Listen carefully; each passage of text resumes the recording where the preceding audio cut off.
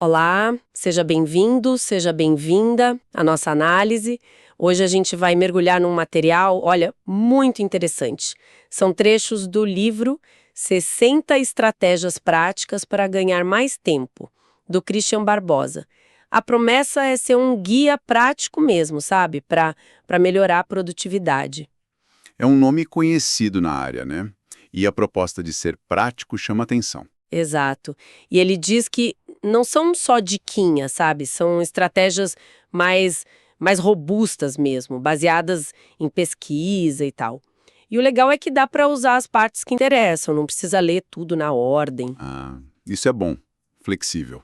Sim, e a nossa ideia aqui é justamente essa: garimpar as ideias que parecem mais impactantes, sabe? Buscar uns insights para a gente gerenciar melhor o nosso tempo e, quem sabe, ganhar mais qualidade de vida. Que é o que todo mundo busca, né? Parece que o dia nunca tem horas suficientes. Nossa, nem me fale. Quem nunca?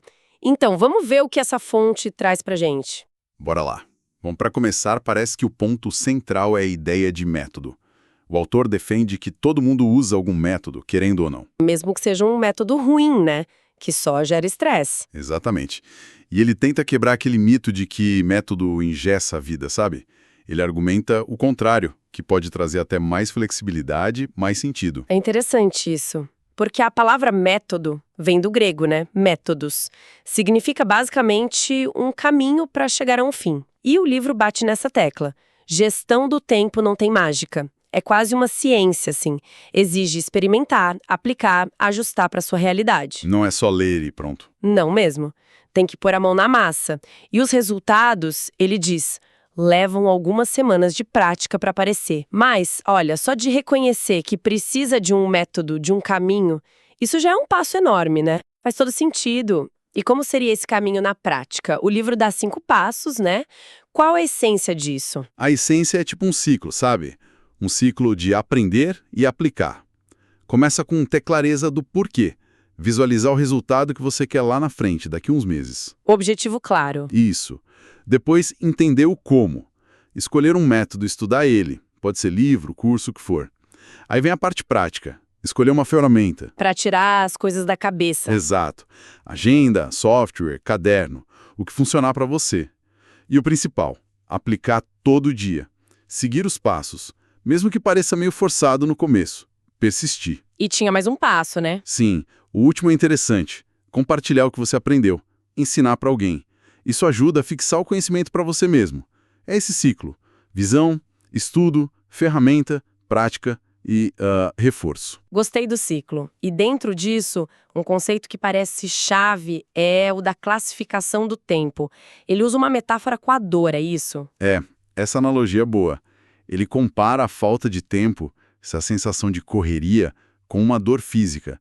A gente só vai no médico quando a dor tá, assim, insuportável, né? Geralmente sim. Então, com o tempo é parecido. A gente só busca um tratamento, um método, quando as consequências ficam muito ruins.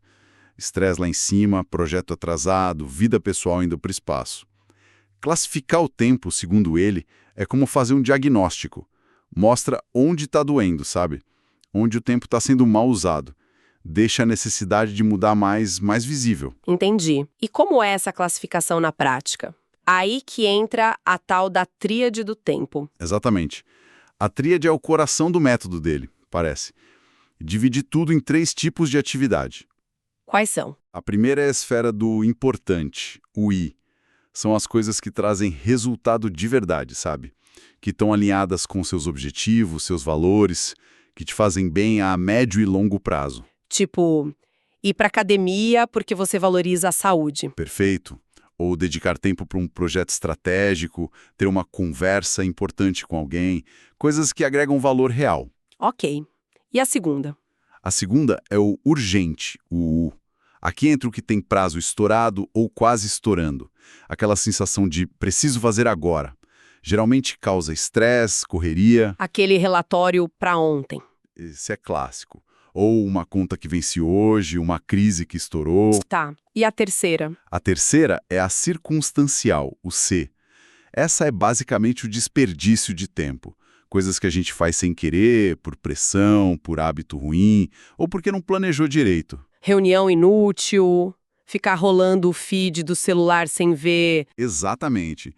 E naquela festa que você não queria ir só para marcar presença. Tudo isso é circunstancial. Entendi as 3 esferas, mas qual o pulo do gato aí? Ah, o pulo do gato, e isso é o que diferencia a tríade, é a separação total entre urgente e importante. O autor é muito claro nisso. Não existe tarefa que seja importante e urgente ao mesmo tempo. Ué, como assim? Muita coisa urgente parece super importante. Parece, né? Mas pensa no exemplo do carro que ele usa. Ouvir um barulho estranho no motor e marcar uma revisão é importante. Você está cuidando do carro, prevenindo algo pior. Ok. Agora, se você ignora o barulho e o carro quebra na estrada, ir para o mecânico vira urgente. A urgência para ele quase sempre nasce de algo importante que foi negligenciado antes. Faz sentido. A urgência é consequência. Exato. E essa distinção muda tudo. O foco não é só apagar incêndio, gerenciar urgência. É maximizar o tempo gasto no importante, reduzir o urgente agindo antes e, idealmente, eliminar o circunstancial. É uma mudança de chave mesmo. Total. E olha que dado interessante.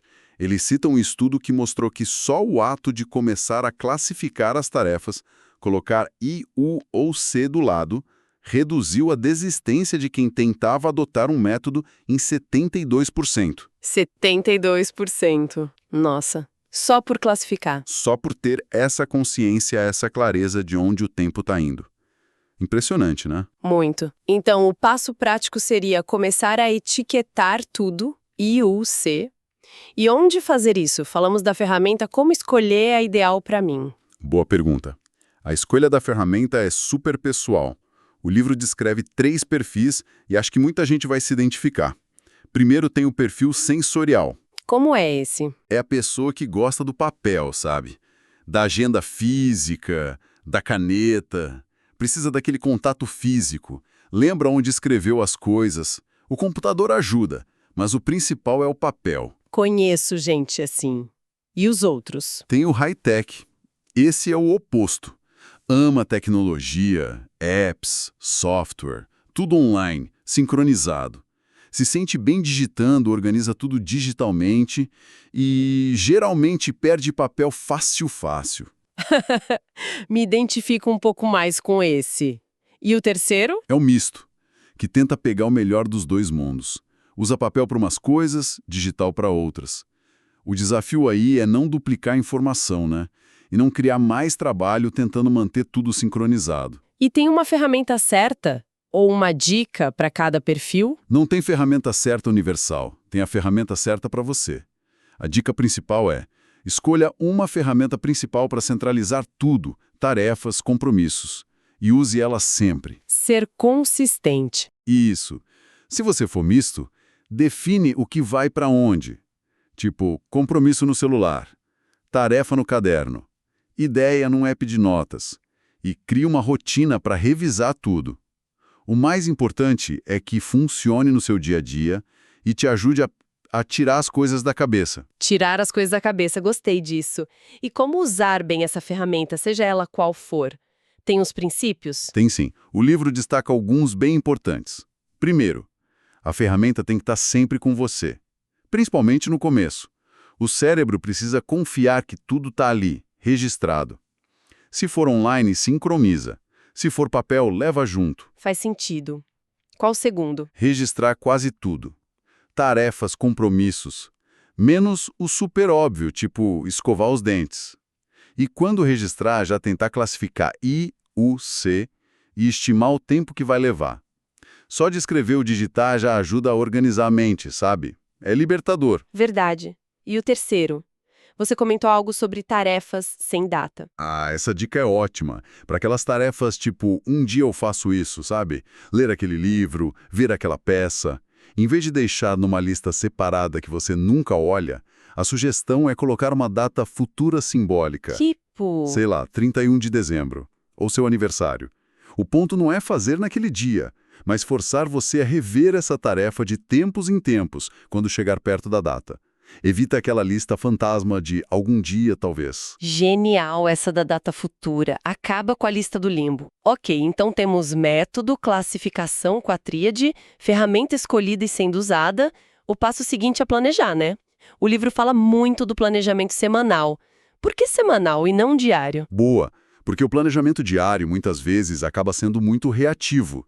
Você acorda, olha a lista de hoje, apaga os incêndios que aparecem, fica meio refém do dia. Entendi. O planejamento semanal, feito com mais calma, o livro sugere domingo ou sexta, sábado, uns 20, 30 minutinhos, permite ser mais proativo. Você olha a semana como um todo e consegue reservar tempo porque é realmente importante. Não só para o urgente que está gritando. Faz sentido olhar mais para frente. E como fazer esse planejamento semanal de um jeito simples? São basicamente 3 passos, assim. Primeiro, conectar com a sua identidade. Pensar nos seus papéis importantes, profissional, mãe, amiga, estudante, etc. E definir ações importantes para cada um deles naquela semana. Começar pelo que importa de verdade. Exato. Segundo, tirar as metas do papel. Escolher 1 ou 2 metas prioritárias para a semana e quebrar em tarefas concretas para fazer naquela semana. Dar um passo em direção a elas. Pequenos passos. Organizar a rotina e antecipar. Agendar o que é recorrente. Revisar os projetos em andamento e, principalmente, pensar. O que pode virar urgência a semana que vem? Como eu posso agir agora para evitar isso? É um momento de olhar a floresta, não só as árvores do dia a dia. Gostei dessa ideia de antecipar. Mas e quando a floresta já está pegando fogo? Sabe, quando a pessoa está no meio do caos, com 1000 urgências, tudo atrasado, o planejamento semanal bonitinho não vai rolar, né? Não mesmo. Para essas situações de puro caos, o livro sugere um plano quase de emergência, uma operação de guerra mesmo. E como funciona? Primeiro, tem que dimensionar o estrago. Listar tudo que está pendente. Tudo mesmo. E estimar quanto tempo leva cada coisa, sem dó. Jogar tudo na mesa. Exato. Depois, mesmo no caos, classificar com I o C, porque nem tudo que está atrasado tem o mesmo peso, né? Verdade. Aí vem a priorização de guerra. Focar primeiro nas urgências, começando pelas mais rápidas ou fáceis, para ganhar um gás, sabe? Depois, atacar o que for importante e que está atrasado, e deixar o circunstancial para o fim ou nem fazer. E alocar isso na agenda. Isso, alocar na agenda da semana seguinte de forma realista, bloquear tempo para essas pendências e, aqui é crucial, dizer não para qualquer coisa nova que seja circunstancial. Proteger esse tempo de recuperação. E pedir ajuda. Fundamental. Mostrar o plano para o chefe, para a equipe, negociar prazo, delegar o que der e, claro, ter um compromisso pessoal muito forte para sair desse buraco.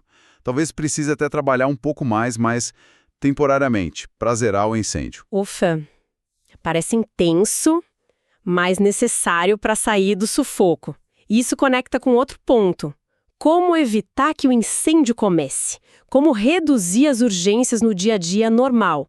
Aquele dado de 77% das urgências serem previsíveis é assustador. É muito assustador, porque mostra que grande parte da nossa correria é evitável ou, pelo menos, gerenciável. O problema, muitas vezes, é que a gente se vicia em ser bombeiro, sabe? Apagar incêndio dá uma sensação de importância, né? Exato. Pode até ser valorizado na empresa, o resolvedor de problemas. Mas a chave, segundo o autor, é ir na causa raiz das urgências que sempre se repetem. Por que aquele relatório sempre atrasa? É falta de planejamento, comunicação ruim, processo que não funciona. Investigar mesmo. Sim. E agir na causa. Revisar processo, melhorar a comunicação, planejar com mais folga. E, claro, antecipar o planejamento semanal, deixando espaço para imprevistos. E aprender a negociar prazos e demandas que chegam de fora. E negociar, muitas vezes, envolve ter que dizer não. Outro ponto difícil que o livro trata, né? Culturalmente, a gente tem uma dificuldade enorme com isso. Gigante. O autor até cita uma frase ótima. Mais difícil que a gestão do tempo é a gestão da coragem. Dizer não exige coragem. Total. E quais as dicas para conseguir? Algumas ideias. Ter muita clareza do que é importante para você. Fica mais fácil dizer não para o que não te leva nessa direção. Entender que seu tempo é limitado e que protegê-lo não é egoísmo, é necessidade. Às vezes, em vez de dizer não direto, fazer perguntas sobre o pedido ajuda a outra pessoa a repensar se é tão necessário assim. Tipo, para quando você precisa disso exatamente, ou qual o objetivo dessa tarefa? Isso. E com os superiores, quando o não direto é complicado, a tática é de mostrar a sua lista de prioridades e perguntar, ok, para eu fazer isso, o que da minha lista atual eu devo deixar de fazer ou adiar?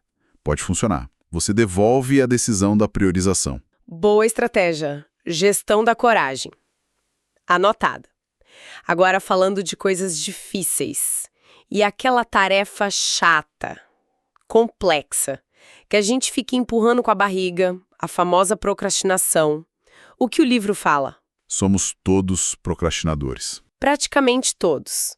O livro cita um número. 98% das pessoas admitem que procrastinam, especialmente as tarefas mais chatas ou complexas, né? Essas são as campeãs. E tem como eliminar isso? Eliminar, acho que não. É meio humano, mas dá pra driblar o cérebro, sabe? Enganar a procrastinação. A ideia geral é reduzir o atrito pra começar a fazer. Como assim, reduzir o atrito? Facilitar o início. Pode ser quebrando a tarefa em pedacinhos bem pequenos. O livro menciona o power break. Tipo, vou trabalhar nisso só por 30 minutos.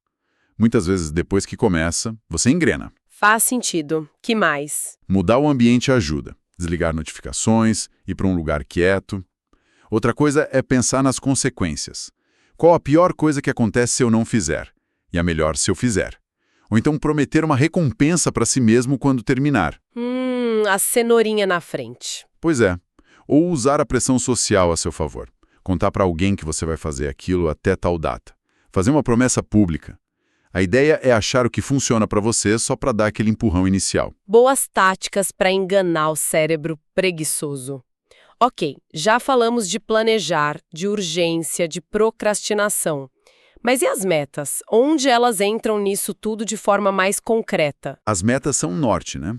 São o propósito por trás de toda essa organização. Sem meta, gerenciar o tempo vira só organizar por organizar. Fica vazio. Elas dão sentido. Exato. Dão direção, motivação, transformam sonhos em algo que você pode buscar de verdade. O livro fala muito dessa necessidade humana de ter um objetivo, de buscar algo mais. E como transformar sonho em meta na prática? A sugestão é usar um roteirinho, tipo o SMART, mas com um toque a mais. Descrever a meta com detalhes, colocar um número, quanto, quando, pensar nos recursos, tempo, dinheiro, definir os próximos 10 passinhos concretos. Gosto disso, os próximos passos. E se perguntar, por que eu quero isso? Quais os benefícios? Quais os prejuízos se eu não fizer? E, claro, ter uma data final. Escrever tudo isso, deixar visível, ajuda demais. Mas ele alerta sobre a jornada também, né? Não adianta só focar no final. Fundamental, ele fala, não adianta se matar para alcançar algo e não conseguir nem sequer aproveitar. O equilíbrio é a chave. E isso conecta com a ideia maior de qualidade de vida, que não é o oposto de produtividade, mas parte dela. Bem colocado. E a tecnologia nisso tudo? Hoje é impossível não falar de celular, apps, computador. O livro dá dicas específicas de Windows, Google, apps. Isso não fica velho rápido? E qual o risco da tecnologia virar mais uma distração? Fica velho sim, as dicas de software específico envelhecem rápido. Evernote, Neotríade, que é do próprio autor, Dropbox, sempre surgem novos. Mas acho que o mais valioso ali são os princípios por trás do uso da tecnologia. Que seriam? Por exemplo, a importância de selecionar bem as ferramentas que realmente te ajudam, não sair baixando tudo. Desabilitar as notificações para conseguir focar. Usar a tecnologia de forma intencional, sabe? E não ficar só reagindo ao que apita. Intencionalidade de novo. Sim. A tecnologia pode ser uma aliada incrível ou uma fonte gigantesca de perda de tempo, de tarefas. Circunstanciais. Depende totalmente de como a gente usa. Tem que dominar a ferramenta, não ser dominado por ela. Total. Intencionalidade parece ser a palavra que amarra tudo. Método, classificação, planejamento, dizer não, usar a tecnologia. É escolher aonde colocar a energia. Perfeito. E tem mais uma prática que reforça muito essa intencionalidade que o livro destaca: o follow-up, o FUP. Acompanhamento. Isso. Ele argumenta que uma diferença grande nas pessoas que gerenciam bem o tempo é a capacidade de acompanhar o que foi delegado, o que depende de outros ou mesmo o andamento das próprias metas. Porque delegar não é delargar, né? Exatamente. Não adianta passar a bola e esquecer. Precisa criar o hábito de checar, cobrar retorno, com educação, claro. Revisar se as coisas estão andando. Ter um sistema para isso, seja na ferramenta de tarefas, na agenda, isso ajuda a garantir que as coisas importantes decolem e não fiquem perdidas. Faz todo sentido. Fecha o ciclo da ação. Olha, o livro parece cobrir muita coisa mesmo. Trabalho em equipe, e-mail, home office, tempo para família, carreira. É quase um manual de vida. Se a gente fosse resumir a essência do que a gente conversou aqui hoje. Olha, acho que fica claro que gerenciar o tempo vai muito além de fazer listinha de tarefa, né? Envolve ter um método que funcione para você, desenvolver autoconsciência sobre como você usa o tempo, a tríade ajuda demais nisso, planejar com intenção, conectando com o que é importante. Aprender a lidar com as urgências sem se desesperar, driblar a procrastinação, usar a tecnologia a seu favor. E talvez o mais importante, fazer escolhas conscientes. O tempo é o mesmo para todo mundo. A diferença é onde a gente escolhe investir esse tempo, essa energia. É sobre escolhas, no fundo. Exato. E tem um fio condutor nisso tudo que talvez seja mais sutil, mas que achei bem profundo no material. A questão da percepção. Como a gente encara a falta de tempo, os problemas, as tarefas chatas. O livro toca nisso. A forma como a gente vê as coisas. Isso. E me deixou pensando aqui, para quem está nos ouvindo refletir também. E se, além de gerenciar minutos e tarefas, a gente começasse a gerenciar ativamente a nossa própria percepção do tempo? Como assim? Vê-lo não só como algo que precisa ser preenchido, controlado, otimizado, mas como um espaço para crescer, para se conectar, para achar significado. Será que uma pequena mudança na forma como a gente percebe o tempo não poderia ser a chave para destravar a maior mudança na nossa produtividade e principalmente na nossa qualidade de vida? Uau! Gerenciar a percepção do tempo. Bela reflexão para a gente fechar. Fica aí a provocação para o pessoal pensar. Olha, muito obrigada pela conversa, foi ótima. E eu que agradeço. É um tema que sempre rende, né? Com certeza. E agradecemos a você que nos acompanhou nesta exploração. Até a próxima.